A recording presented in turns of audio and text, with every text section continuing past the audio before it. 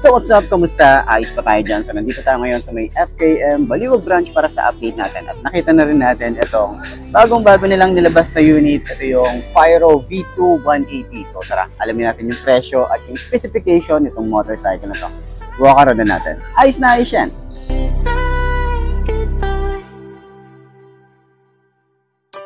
Where did you go? We used to be kids, now I feel so grown. I miss being free to be me, not alone. I used to have friends, but we don't talk anymore. I guess that's on me, I got busy. I used to drink soda, now I switched to whiskey. I didn't want time to pass, but time is fast. I just wish you were more than memories.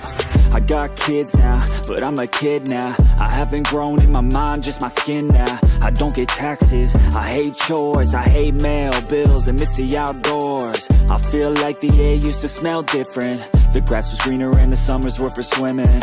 I used to play baseball every inning. Now I work for a living.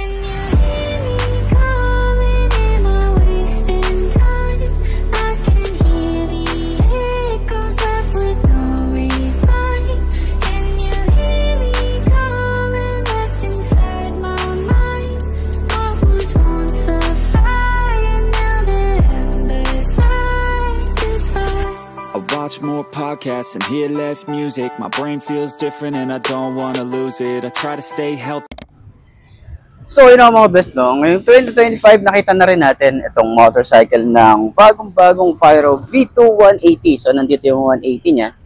At alam naman natin yung Fyro version 1 nito talagang maangas na. Pero mas pinaangas pa nila ngayon kasi nga dahil sa colorway niya, meron tayong kulay red, kulay blue combination, tapos nagdagan pa nila ng gold lining na decals. Ayan. So, yun yung nagpa-astig talaga rito. Meron tayong red dito sa unahan. Meron din tayo rito red sa likod. Ayan. Tapos kulay blue na yung dito sa bandang side. At saka kulay gold na rin yung kanyang mugs. Harap at likod yan. Diba? At kagandahan, meron na rin tayong baso sa kanyang shock. Adjustable na rin po yan para at least dun sa mga gusto ng medyo matigas at medyo malambot. Ayan. At meron na rin tayo ditong bracket sa likod. So, top box na lang yung kulang. Ayan, napaka-solid din yan. Maganda rin yung kanyang top box. Makapal yung metal na ginamit dito. And then, sa upuan, sobrang lambot din ito. Ganda nito sa long ride. Makapal yung foam. Tapos, kita nyo naman.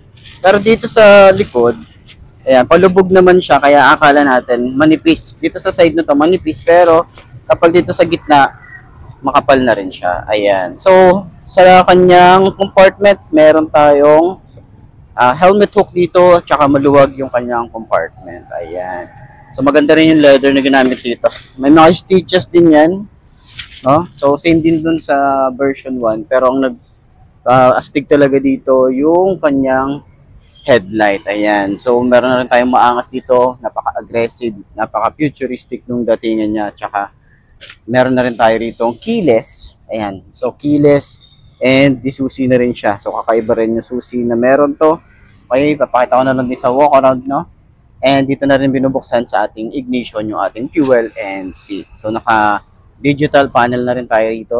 Okay, tapos yung mga switches natin dito, yan, mukha siyang premium talaga, no? Yung kanyang plastic na ginamit dito. So, ngayon, side stand natin, meron pa rin pala tayo ritong side stand kill switch para doon sa mga nagtatanong kung meron bang features na gano'n. Okay? So, puan natin. Ganyan ang itsura niya kapag naka-side stand. So, okay naman din siya. Talagang medyo nakatayo talaga eh. No? Hindi siya yung sobrang bend. Okay?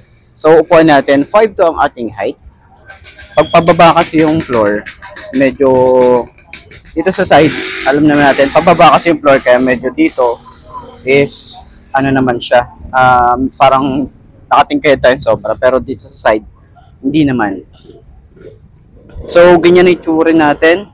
Okay, pag ano naman, yan, yung ating legroom, maluwag din. Tapos, meron tayong extension din ng paa. Medyo maliit lang. Pero, komportable, tsaka naka-upright position tayo rito. Ayan, abot na abot natin to. No, abot naman natin, manageable naman siya. Magaan yung motorcycle, kahit sabihin nyo na 5 to yung ating height.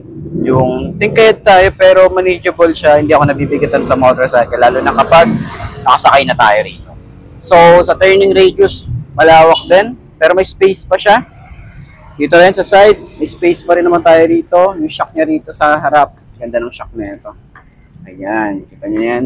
Sa likod, ayan, yung shock niya rito sa likod. Adjustable naman yan. Kayo nang bahala kung gaano kalambot, gaano ka tigas. Ayan. So, maganda rin to sa cornering kasi nga yung gulong niya is maganda rin, makapal din, o no, malapad. Ayan. So, may ano na rin tayo, side pocket. Ayan, kita niyo naman yan. Okay, so, sa OBR, maluwag din. So, komportable yung ating rides dito. So, sa tingin nyo, sulit nga ba ang kanyang presyo ngayong 2025? So, ano nyo naman yan? Comment nyo naman yan sa baba para at least, ano natin yan, no? Ma-assist ko kayo sa mga gustong kumuha ng ganitong motorcycle. Okay? So, kita nyo naman yung itsura nito, napakapanalo nung datingan nito. So, sa presyo niya na 89,000, sulit ka na rito. 180cc na motorcycle, tapos ganito ka forma, sobrang sulit na nito. So, comment nyo naman yan, at syempre, side stand natin. Ano nga natin to? Yun. Okay. So, side stand natin, magkano yung motor. Tapos, side stand, yan. Okay, magaan naman siya. Ayos. But I'm tired all the time cause there's too much on my mind. Got into meditation, just try to be more patient. Find a passion, a purpose, a reason to keep chasing all the dreams that I had when I was a little kid. Whatever happened to those dreams, man, there's something that I miss. Maybe I should do this, I always loved music. Maybe I could find a way to make these dreams lucid. I really wanna try cause I might have a chance before I die to see the world with the soulmate.